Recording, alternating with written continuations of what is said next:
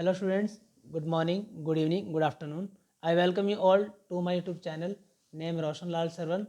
Like कीजिए मेरी videos को, शेयर कीजिए अपने फ्रेंड्स के साथ और सब्सक्राइब कीजिए मेरे चैनल को जो पहली बार देख रहे हैं। और हाँ, बेल आइकन को जरूर प्रेस कीजिए ताकि आगे आने वाली वीडियोस के नोटिफिकेशन आपको मिलते रहें।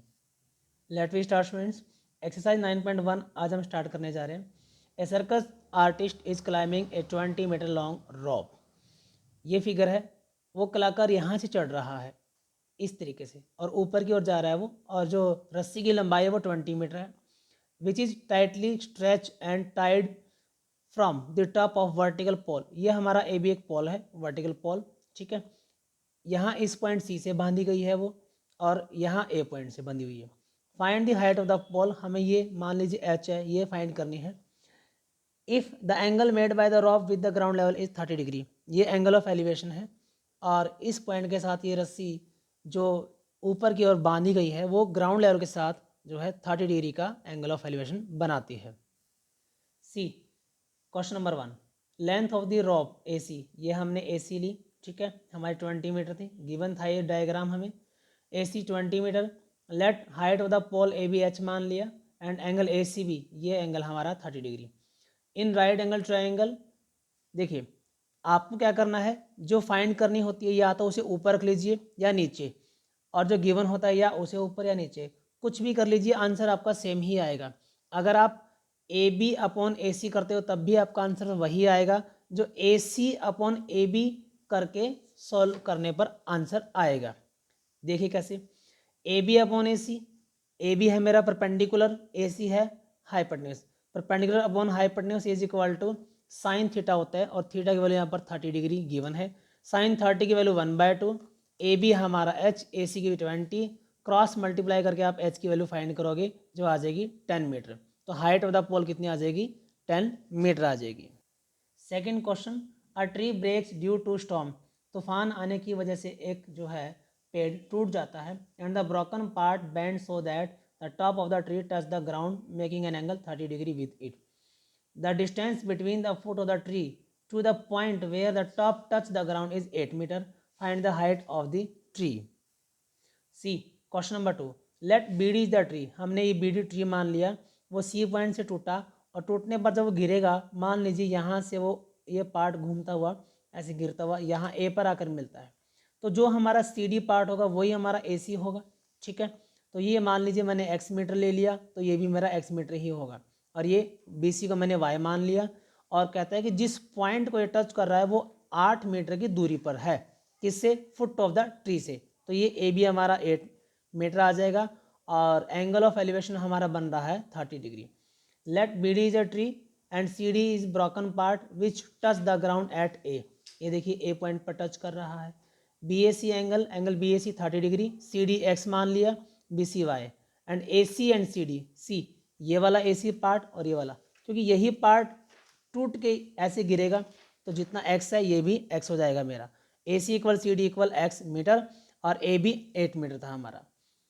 Hands length of the tree is equal to X plus Y. अब अगर आप एक्स और वाई को ऐड करोगे, ये रहा एक्स ये रहा वाई, तो पूरे ट्री की लेंथ आ जाएगी। चलिए सॉल्व करते हैं इस क्वेश्चन को। In triangle A B C upon A B equal tangent 30, B C यानी मैंने लिया परपेंडिकुलर अपॉन बेस। आप A B upon B C लेके भी सॉल्व कर सकते हो, उसमें कॉट 30 बन जाएगा, और सॉल्यूशन करने के बाद आंसर भी सेम ही आएगा, कोई डिफरेंस नहीं होता।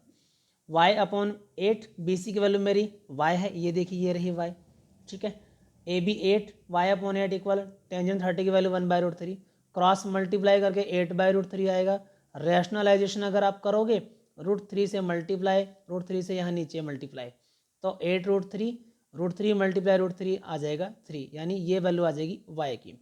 अगेन हम दोबारा लेते हैं ट्रायंगल ए बी सी को, इसमें क्या आएगा, A B upon A C equal cos 30, ठीक है। ए बी, ये मेरा ए बी है डायग्राम में, बेस, और ए सी है मेरा हाइपोटेन्यूज, ठीक है।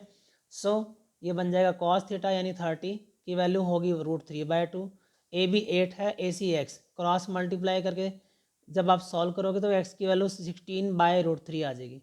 रैशनलाइजेशन जब आप करोगे 16/3√3। अब एक्स प्लस वाई था तो वाई की वैल्यू 8√3/3, एक्स की वैल्यू 16√3/3, दोनों को ऐड कर देंगे। Now X plus Y 8√3/3 plus 16√3/3, दोनों को ऐड करोगे तो 24√3/3 आ जाएगा। 3 8 जा 24, 8√3 मीटर इसका आंसर आ जाएगा।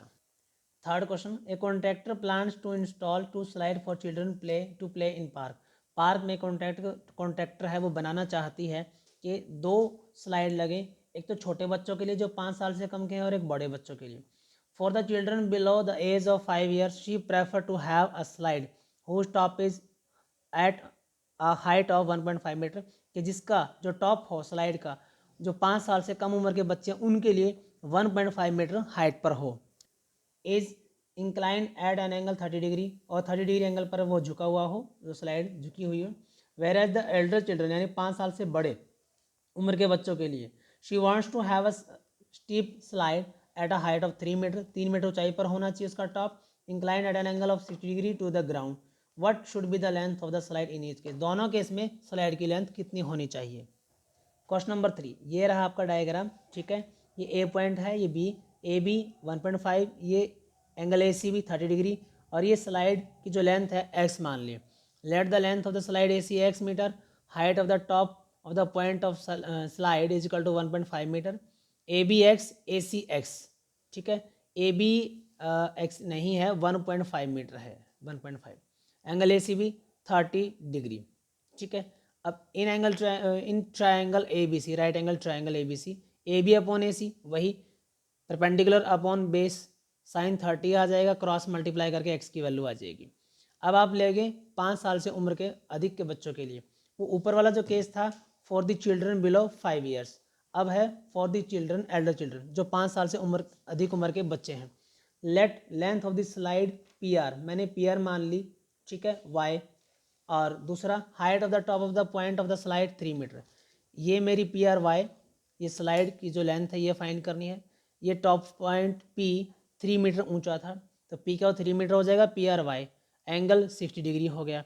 बस सेम ऊपर वाली की तरह पी का वो अपॉन पी आर करके साइन 60 और उसकी वैल्यू पुट करोगे, क्रॉस मल्टीप्लाई करके फिर आप जब सॉल्व करोगे तो इसका आंसर 2√3 मीटर आ जाएगा।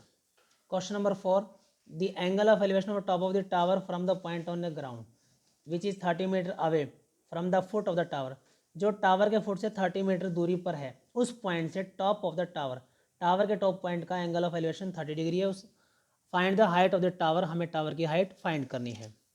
सी, this is the diagram, A B is the tower, A B हमने एच मान ली, A B C 30 meter, angle A C भी 30 degree, so A B upon B C, tangent 30 आ जाएगा, फिर टेंजेंट 30 की वैल्यू पुट करके 1/√3 पुट करने के बाद क्रॉस मल्टीप्लाई करोगे तो एच की वैल्यू आ जाएगी 10√3 metre.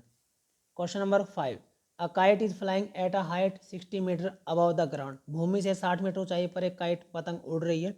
The string is attach to a kite is temporarily tied to a point on the ground, भूमि पर किसी एक पॉइंट से वो बांधी गई है।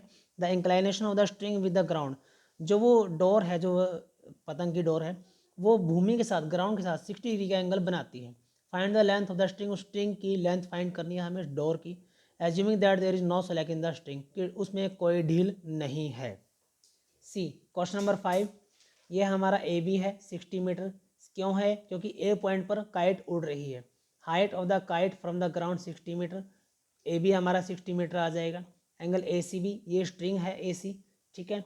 Let A C is the string, और जो स्ट्रिंग है वो इस ग्राउंड के साथ 60 डिग्री के एंगल पर, इंक्लाइनेशन का मतलब था कि झुकी हुई है, मीन्स ये डोर स्ट्रिंग बना रही है ग्राउंड के साथ 60 डिग्री का एंगल, तो एंगल ए सी बी मेरा 60 आ जाएगा, ठीक है। इन ट्रायंगल ए बी सी वही same, A B upon A सी या ए सी अपॉन ए बी भी आप कर सकते हैं। मैंने ए बी अपॉन ए सी किया है तो साइन 60 आ जाएगा, उसकी वैल्यू √3/2, ए बी हमारा 60 है upon A C, cross multiply करके जब आप फाइंड करोगे तो 120/√3 आ जाएगा, और जब इसका रैशनलाइजेशन करोगे तो 40√3 मीटर इसका आंसर आ जाएगा। सो स्टूडेंट्स, ये थे 1 to 5 क्वेश्चन। 6 to आगे जितने भी क्वेश्चन होंगे वो हम करेंगे नेक्स्ट वीडियो लेक्चर में। आज के लिए इतना ही, तब तक के लिए वीडियो देखते रहिएगा, लाइक कीजिएगा, शेयर कीजिएगा। Okay, good bye everyone.